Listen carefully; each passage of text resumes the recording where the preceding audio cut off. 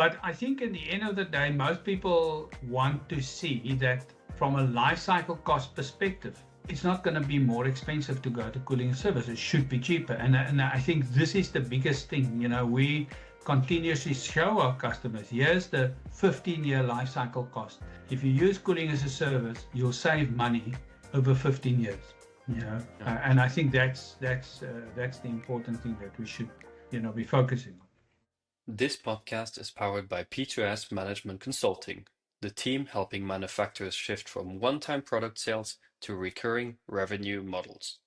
At P2S, we partner with industrial companies to design and launch product as a service, subscription, and pay-per-use offers, tackling pricing, financing, legal structuring, sales enablement, and everything else needed to make recurring models work. Hello, everyone, and welcome back to the Products to Services podcast, where we explore how companies are transforming physical products into recurring subscription-based business models. Today's episode is all about cooling as a service and the technology, the funding, the financing, and the data backbone required to make it all work at scale. We're joined by Dawie, which is the general manager for Energy Partners based in South Africa, a company that's leading the way in delivering outcomes, not just assets, in the industrial cooling industry. Dawie, great to have you here. Hello, Florian. Thanks for having me. Great. Perhaps to set the scene a bit. So most manufacturers and asset-heavy companies, let's say, understand the why, the shift to recurring revenue is happening, why the shift to as a service model is happening, but fewer are prepared for the how. So how does it work, especially when it comes to the financing infrastructure, to managing capital risk, to using data and basically to deliver performance guarantees. And so the stakes are very high, right? Like, I think cooling systems account for 10 to 20% of total industrial energy use globally. So this is huge. And so sustainability pressures are rising everywhere. Companies are being asked to do more with less energy, less waste, but also less capital, right? And so how do you actually fund those cooling as a service models? How do you manage the asset uptime, the performance across multiple client sites, and how do you translate all of this into kind of scalable value for you as a provider, but for your customers as well? So perhaps to dive in and to start this conversation today, I would love to know from you, well, what does Energy Partners do and what is cooling as a service? Yeah, thank you. Energy Partners is a investment business in the energy sector. We started off initially from a focus on investments, and slowly acquired the engineering and construction capabilities over time.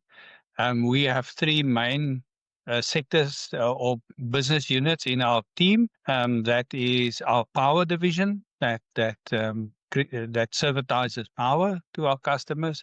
We have a steam division where we build and install boilers that produce steam for our customers. And then lastly, the refrigeration system, which I'm the general manager of.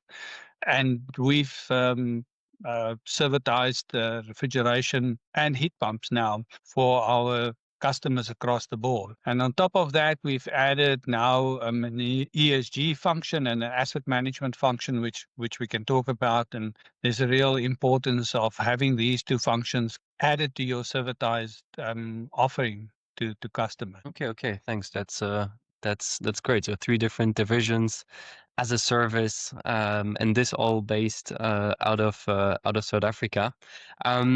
When clients come to you, like what type of clients do you typically work with, and what challenges are they facing when they come to you? So our clients vary from small industrial, privately owned businesses to very large listed companies, mostly customers in industrial and agricultural space is where we focused. Food and beverage, pharmaceutical. We're now looking into mining, to develop products for mines as well. So that's kind of our focus, and our customers are mostly concerned about reliability, having power, steam, and refrigeration available. And when I'm talking about refrigeration specifically, it's very important that you have uptime, because if you don't have uptime, you have product loss. And then secondly, the other part is efficiency, because of the cost of energy going up so rapidly in South Africa. Efficiency is becoming a very big driving force. So those are the two major concerns for our customers. Okay. I mean, Energy Partners I think was established in 2009, 2010, if Correct. if I'm not mistaken. 2009. Okay, so it has been quite a while that you've been around. Has there been an evolution also on the demand side of kind of now compared to 10, 15 years ago? Yeah, it's been a significant change in the demand side, and I think customers have been educated significantly in the last 10 years. We started with servitization probably in 2013, 2014. The first 4 years we did these energy um, services that we provided for our customers, information about energy consumption, etc. And the civilization route really started around 2014. And when we started with civilization, especially of cooling, nobody has heard about it before. It was such a new concept, and it was very difficult to get customers to understand what we offer. Um, but but the market has become quite educated in the last 10 years. We've seen a lot of um, companies now actually approaching us and say, look, we want to have our utilities off balance sheet. And that's just through education that's taken place across the world, not only South Africa but across the world, about the value of servitization, and the value of shifting the risk of things like utilities away from your own management team to people who are specialists. So we definitely have seen our customers become a lot more mature in their understanding of servitization. Okay, so that's good to see though. So there's an evolution on customer side as well towards more outcome driven solutions. OPEX, CapEx is getting more and more scarce. So this is great to hear as well. I'd be very interested also to looking more on the financial mechanism sides, kind of structuring the risks and how to make the numbers work for both sides, for you guys and for your customers. How did you approach the funding itself, the financing? So did you use internal capital? Did you rely on banks, on other forms of external investors? And perhaps how has this also evolved over time? Yes, we obviously started initially using equity. Our shareholders were at the time quite excited about the idea, but cautious. So one of the things we did is started off with smaller projects and using 100% equity. Once the model was proven, we could then go to commercial banks in South Africa, and we actually went out on tender to the banks and said, look, this is what we're doing. you know, would you finance us, and what would the cost be to finance us? And so we finally decided on two banks, who then initially gave us some funding. The gearing initially was probably more like a 30% gearing, so 70% equity and 30% finance. And that, if over time, evolved to where we are now, where we geared about 70%. So our equity requirements have dropped significantly. And most of what we do now, we can actually finance without any shareholders' capital, because we use our existing assets to refinance those existing assets and then reinvest into the new assets. So it has become quite a, let's say, self-supporting structure. If you don't grow at more than 30% per year, investment portfolio, it's actually become self-funding. Wow. Okay. So you're saying that you don't even, if you wouldn't be growing more than 30%, you wouldn't even need external funding, because you're staying the owners of the assets, right? Correct. Yes. Yeah. So from our perspective at the moment, we can grow at 30% per year on our investment portfolio, and our shareholders doesn't have any further equity demands on them. It's all done internally through the profits that we make on the existing assets, plus refinancing from the banks on those assets. After the 7-year typical period, we then refinance those assets, and we have additional funding available.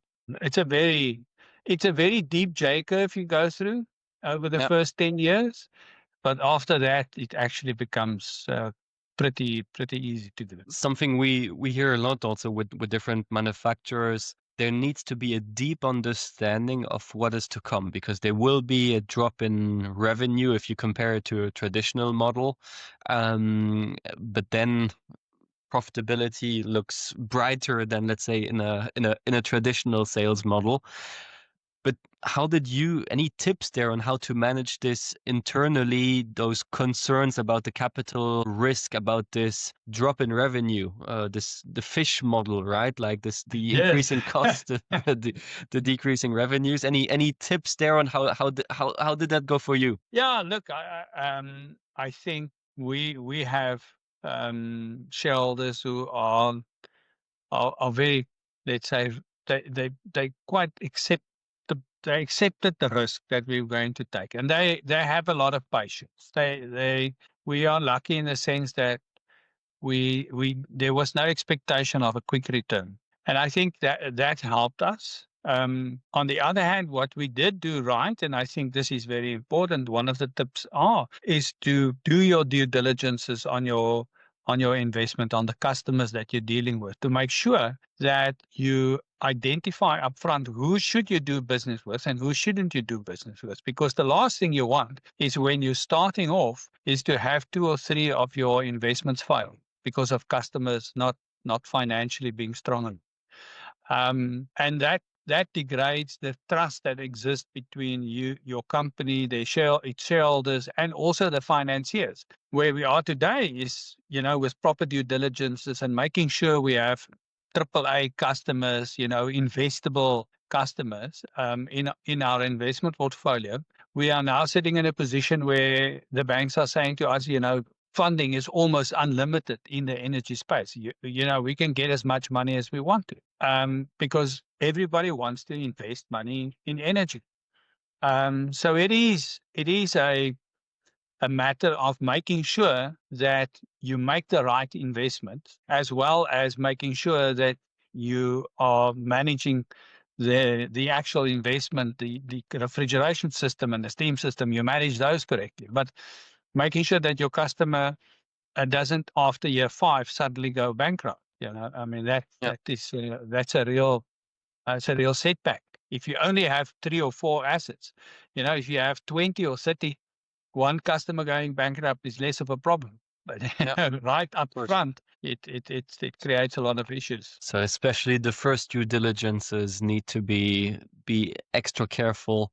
And I mean, the other thing is what we hear a lot is, I mean, you're not selling trucks, forklifts, power tools. You're not selling movable assets, right? So those are being installed at the customer side. They cannot be just taken out and put somewhere else. This has risk implications as well, but it's still doable to offer something as a service that is if I may say, an immovable asset. Yes, no, for sure. And I think, one builds the risk into the model. And the idea is, obviously, once you have got a portfolio that consists of 30, 40 investments, then certainly you expect 1 or 2 of those to be less successful than some of the others, and that's just built into the risk analysis of the model up front. So we do understand that there will be 1 or 2 failures. However, we're in a better position than a bank, to be able to reuse the equipment that's installed on site. If you're a pure financier, if you're just a bank, and your customer goes bankrupt, what do you do with the refrigeration system? There's nothing. You have no skills, no knowledge, nowhere to redeploy it. In our case, at least, we can go and dismantle the system, take it apart, and reuse at least, let's say, 75% of such a system in other projects. So we can recover some value. We're obviously always going to lose in such a situation. We're going to lose money, but we can recover a lot more than a bank can. Yeah, you're in a much better position because you actually have the technical expertise also to recover that. I'd be very interested if I go on Monday morning, I knock at the doors at your office and I want to buy cooling as a service. What is the pricing model behind it? What do I pay for exactly? Is it kind of a usage based, a fixed fee, performance based model? Like what do I need to pay? So we've over time really developed our tariff, the structure of our contract, and how we bill our customers. So we started off initially with a fixed fee in the first years, in the 2014, with a fixed fee model, and that didn't work very well. The biggest problem of the fixed fee model is that customers very quickly compare you to other forms of finance. You become a financier to them, and not a partner, not a technical partner, and that's really not good for long-term relationships. So we've now moved towards a hybrid model where we have got certain portions of the tariff as a fixed fee and other portions of the tariff as a variable fee. And the big advantage of that is that it's very transparent. Our customers can exactly see how we put this all together. What is the risk that we are taking as a business in terms of efficiency, in terms of uptime, in terms of putting people on site and keeping the plant operational, the refrigeration system, and where does the capital feature in the total tariff structure? And I think that has been very successful for us to use the hybrid tariff structure. I think it's just much more understandable and defendable when you have got a contract that lasts 15 or 20 years.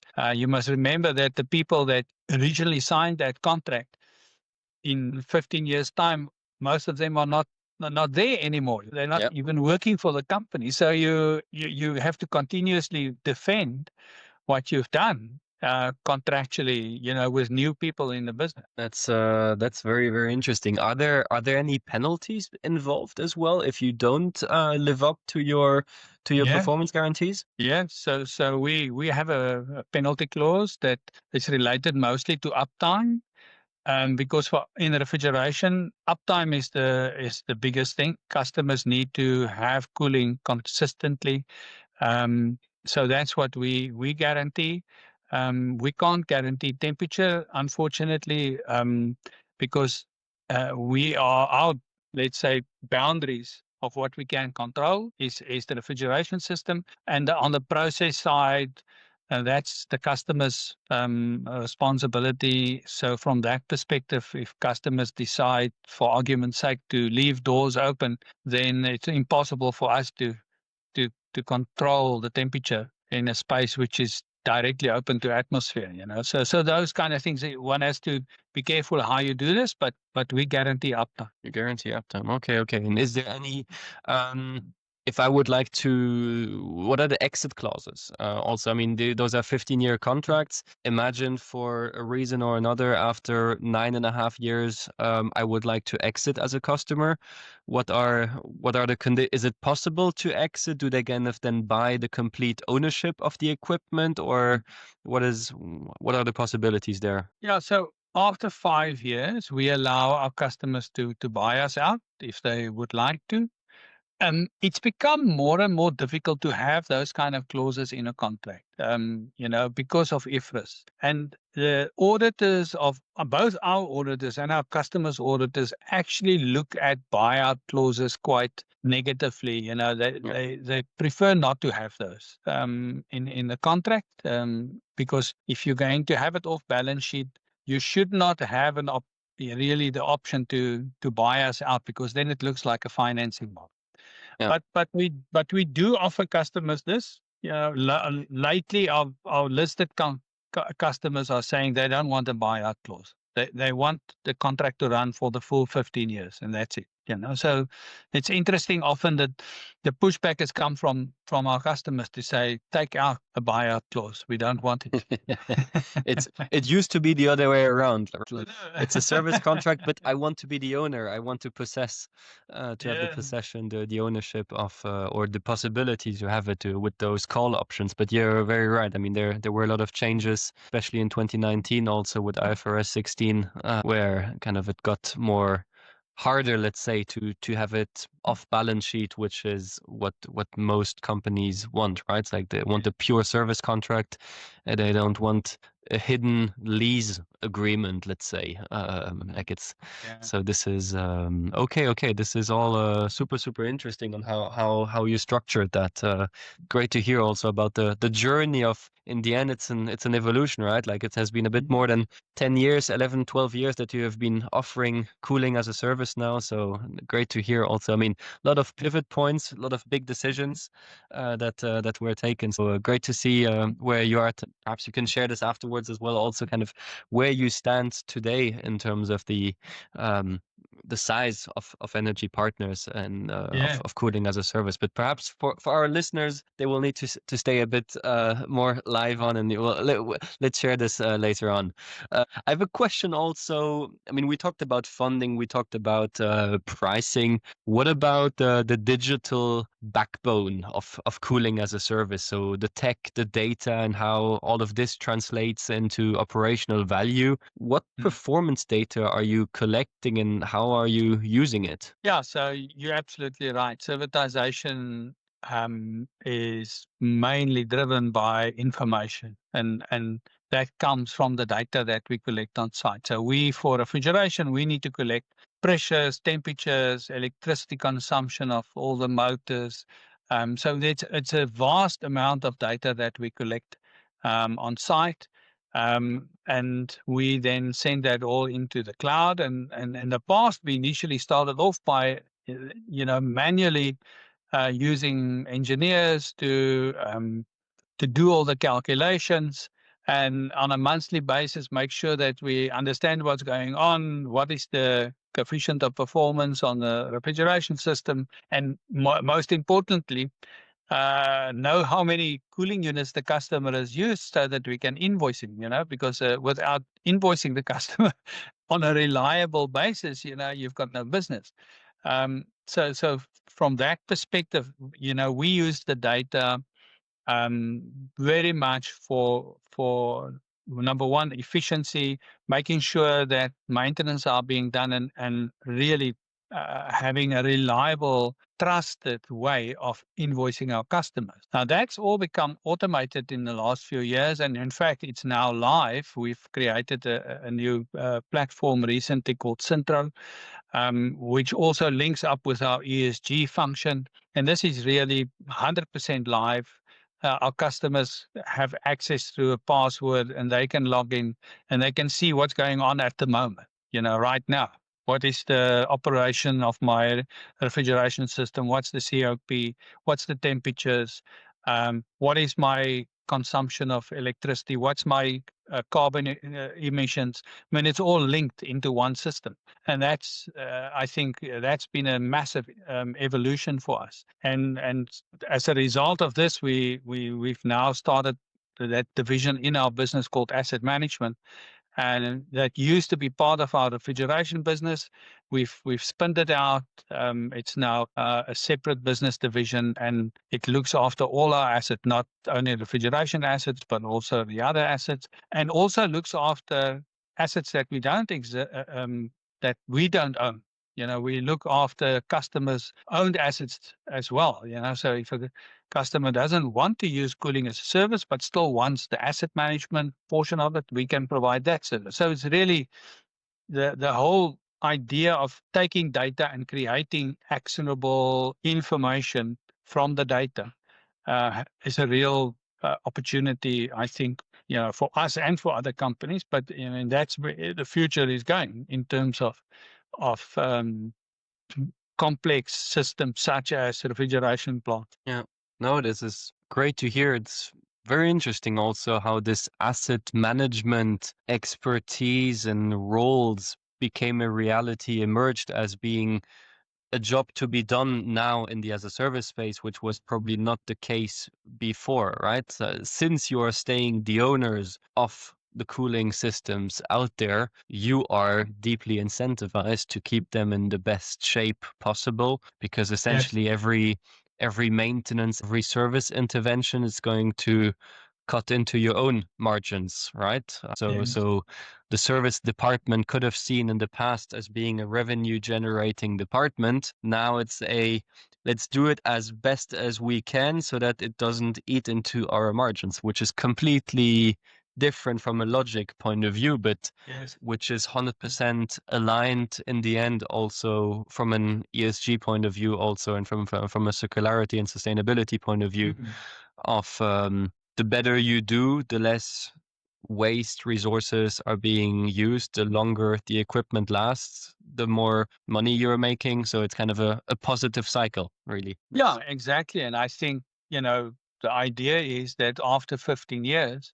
you end up with a refrigeration system or a steam system or power system for that matter that is still operating at very close to 100% efficiency. So, that allows you then continue the operation of that from a circularity perspective for another 10 years, another 5 years or whatever. You may have to upgrade to the control system because that technology is improving rapidly. But, the main backbone of the system would still be in a very good condition, because that's what drives our profitability, is keeping efficiency going. And efficiency is only achieved if you are maintaining the system to its original, design.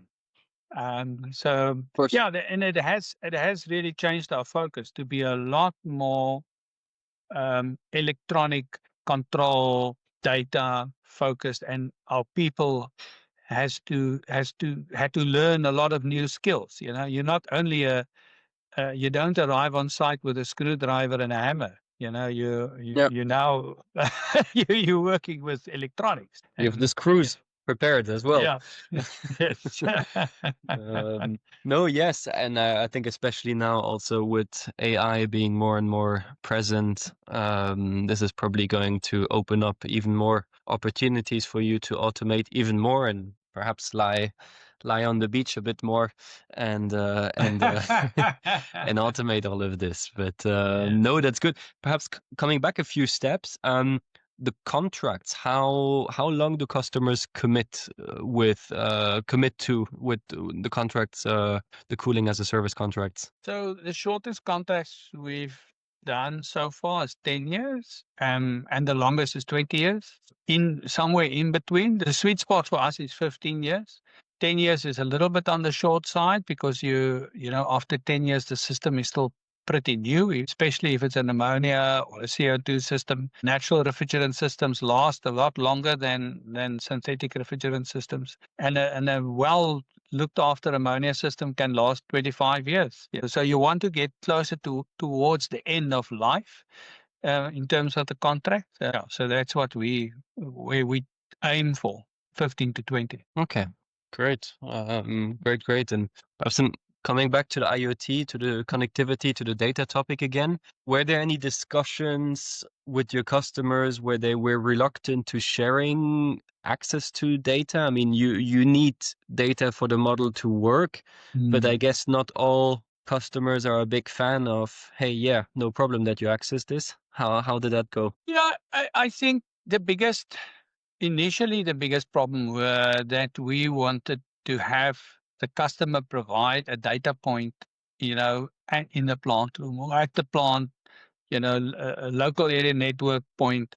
And they felt that this allowed access into their network. So what we've done is we've separated completely our asset the refrigeration system from the rest of the customers' data from a data perspective. It's not on the same data network. We have an independent data network. So at that point in time, there's no possibility from our side to create a breach into the customer's internal data network. In terms of the sensitivity around information, contractually, we've written quite a strong contract in terms of the us having to ask for permission for anything that we publish on any site of a customer. So we have to get permission before we publish any information. However, the data itself belongs to us because it's our system, and we use the data in many different ways to compare sites between with one another. But yeah, just in terms of making this public, that's something that we have to be very careful of. Yeah, I can imagine that you're holding on to a lot of sensitive information as well. So gotta treat that in the best way possible. Okay, perhaps let's shift the focus a little bit on what others can learn from energy partners, on what lessons can be learned from cooling as a service at energy partners, starting with what's one common misconception people have about cooling as a service, or let's say as a service models in general. Yeah, I think we spoke about this. We made the same mistake initially. Cooling as a service or servitization models is not a financing model. And I think this is the most common misconception that we run into. People see it, okay, this is another way of financing my refrigeration solution that I need for my site. And that's really very wrong. And because like the main reason why it's wrong is because servitization itself is a risk transfer mechanism. It transfers risk from the end user to the expert, to us as the experts in the field. And it's got nothing to do with the financing side of things. We're not competing with banks. We're not competing with the customer's internal financing capabilities. I mean, it's not what it should be doing. And I think that's really where often people go wrong. Okay, we don't have the money to spend on this thing. How do we finance it? Let's use cooling as a service. Right? That's not the purpose of cooling as a service. If you're using it for that purpose, it won't be successful. Must not be easy also to distinguish amongst your customers what the drivers are, right? Like, is it purely I cannot afford a cooling system, so I opt for cooling as a service, or are there more profound drivers? Yeah, it's almost different for every customer, So you get those customers who wants it off balance sheet. I mean, that's a strong a driver from some CFOs. They have got a certain way in which they report, and having this asset off balance sheet is just makes sense for them. In other cases, we have people who say that having management being able to focus on core business, is the main driver for them. They don't want their management team to be able to have their attention diverted from the primary business, having to think about utilities. So that is a strong driver for other customers. But I think in the end of the day, most people want to see that from a life cycle cost perspective, it's not going to be more expensive to go to cooling and service. It should be cheaper. And I think this is the biggest thing. We continuously show our customers, here's the 15-year life cycle cost. If you use cooling as a service, you'll save money over 15 years. And I think that's the important thing that we should, be focusing on. Yeah. This total cost of usership, right? Yes. Since they don't own it. Okay, so total cost of usership / ownership, OPEX discussion, outsourcing the risk. Those are kind of the three main drivers that you hear from your customers. Yeah, that's definitely the three main drivers. Okay. What is the biggest mistake companies can make in this area, except, let's say, looking at this as a financing scheme? In so the world of as a service, what's the biggest mistake they can make in the area? Yeah, I think. I mean, from my perspective, and we made that mistake, is kind of the fixed fee structure. I think that's a big mistake to go to a fixed fee structure, because I mean that just opens all kinds of um, doors which you don't want to open. Comparing yourself with the bank and the IFRS side of things. So I think that's really something that one should avoid at all cost. You should try and in as a service models, you should link it to the outcome and get paid for the outcome. And if the outcome isn't good, then you should not get paid. Yeah. That makes sense. And I think it's a mistake if that mechanism is not in the as a service model. What I hear, perhaps a touchy subject, but when you speak and your journey as energy partners, it sounds like a very entrepreneurial journey. Like the mindset of the management, the shareholders needs to be a can-do attitude, a risk-taking attitude, an entrepreneurial attitude. Do you think it's possible also without this entrepreneurial mind to kind of achieve as a service with a, let's say, lower risk? I do think so. I think you can do that if you can find maybe partners, and I think this is something that came out of that Civilization Handbook that Ashton University published. Um, Finding the right kind of partners up front to share the risk with you, so that you can then end up with a civilization product where the risk is not all in one business. And I think that's a very viable model for companies to move towards civilization through a partnership model, and also that shortens the period of the J curve, that you don't have to go through such a deep J curve. So I think if I have to do it again, I'd probably, look a little bit more at the partnership kind of model. And certainly now with companies like P2S, one can work out a proper strategy up front, and not do it all by trial and error.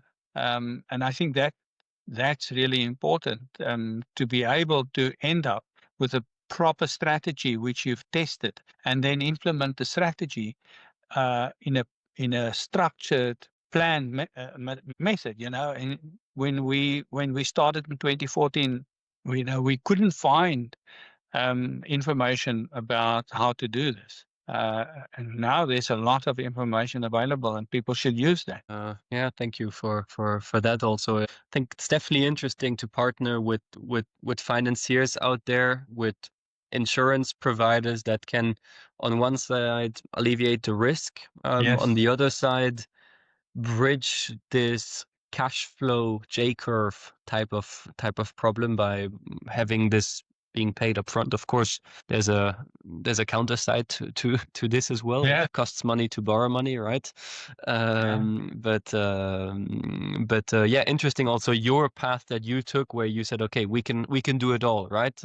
We can finance it, and then it's a more gradual process where basically now the financing is being used for growth rather than sustaining the business itself. Great. Perhaps as we're kind of nearing the end of this episode, I'd be very interested in hearing a bit what outcomes also you've achieved. How many cooling installations out there are there?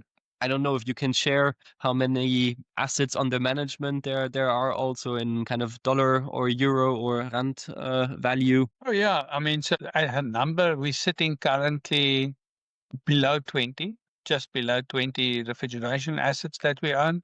In total, including now our steam assets and our power assets, it's closer to 50, 60 odd assets that overall that we own as a business. And as I said to you, I think our total investment portfolio is now close to 100 million euros. So it is it's reached significant proportion. And that really, I think, once you get to about 100 million, then the doors open quite nicely.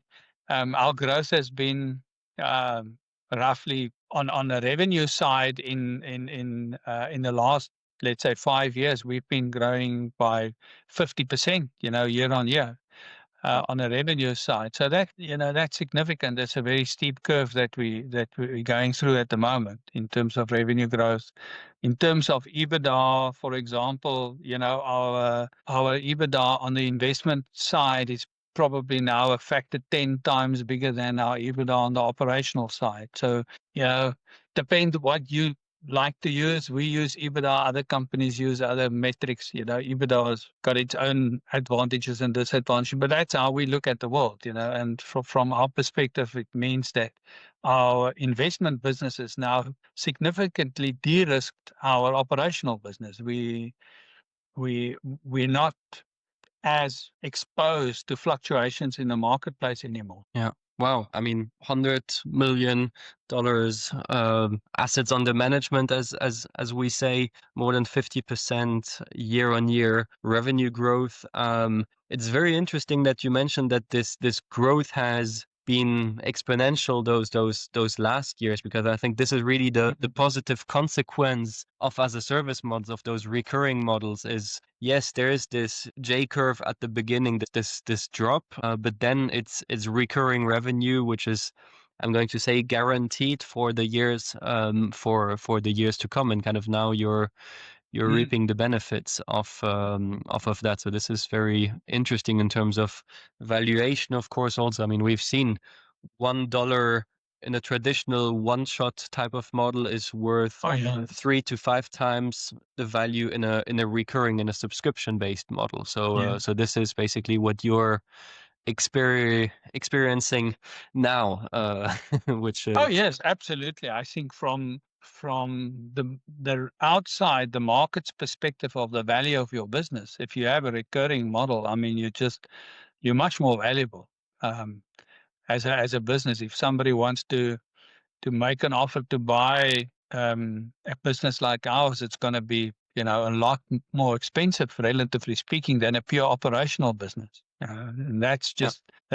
the facts of life, because there's certainty about the future, which you don't have in the once-off project type environment. 1 year to the next year is very different. 100%. This is why we see so many private equity or venture capital companies also, when they get into a product business, they look at turning this around into a Netflix style recurring business, of course, also because of exit multipliers at the end of recurring businesses. But no, great. I mean, Dawie, thank you very, very much for walking us through the financial and operational DNA of cooling as a service, let's say. And so your insights into the funding, into the data aspects, into the pricing, the contractual things have been really a masterclass, let's say, for anyone listening here, and for anyone that is thinking about how to transform their physical products into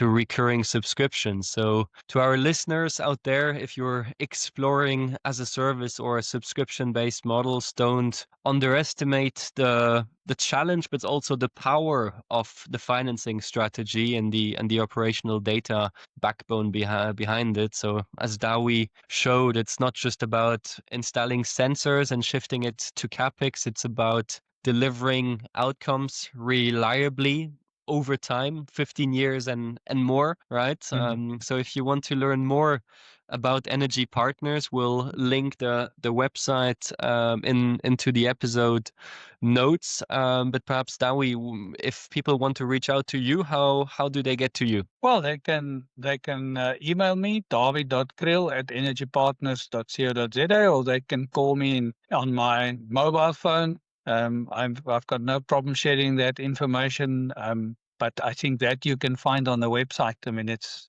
printed there, so it's easier to to get it there. That's perfect. Yeah, we'll make sure also perhaps to add your LinkedIn profile yeah. to the link to the episode notes. Then, so to the listeners out there, if this episode has sparked any ideas or questions, please reach out either to Dawie or to myself. We'd love to hear what you're working on at the moment in terms of as a service and subscription ideas. So Dawie, thanks again for today.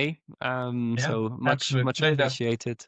Thank you, and thanks everyone. I'm Florian from P2S Management Consulting, and thanks for tuning in and listening to the Products to Services podcast. And see you next time. Thank you.